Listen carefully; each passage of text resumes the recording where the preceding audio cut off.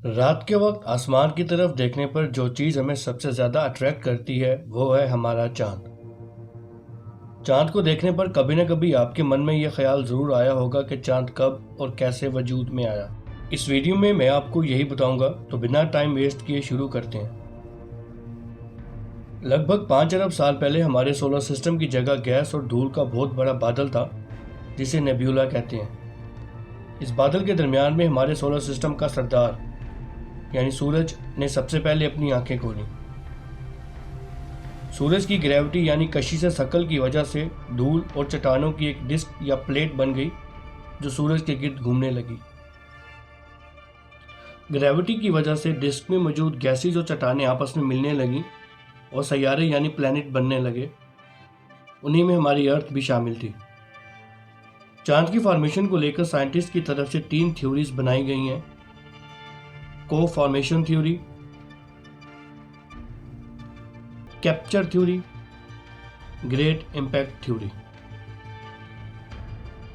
को formation theory, इस theory के मुताबिक 4.5 अरब साल पहले ज़मीन और चांद की पैदाइश एक साथ हुई, जब हमारे सोलर सिस्टम की बाकी सैयारे और उनके चांद बन रहे थे।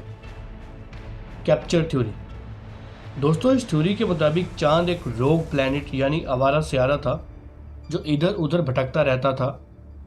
जब चांद भटकते हुए ज़मीन के पास से गुजरा तो ज़मीन ने ग्रेविटी की मदद से चांद को पकड़ लिया और यूं चांद ज़मीन के गिर्द घूमने लगा। दोस्तों अब आते हैं तीसरी थ्योरी की तरफ, जो कि है ग्रेट इम्पैक्ट थ्योरी। लगभग तमाम खलाई साइंसदान इस थ्योरी को सपोर्ट करते हैं।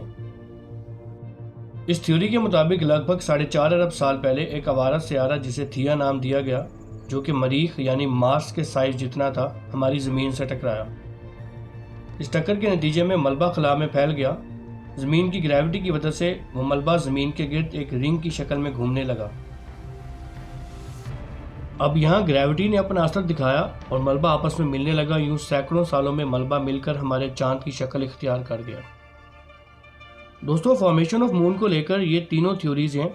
साइंटिस्ट पक्के तौर पर कुछ नहीं कह सकते कि चांद कैसे बना। After all formation of moon is unsolved mystery.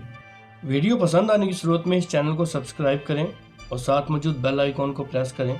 आपसे मिलते हैं अगली वीडियो में, तब तक के लिए अल्लाह हाफिज़।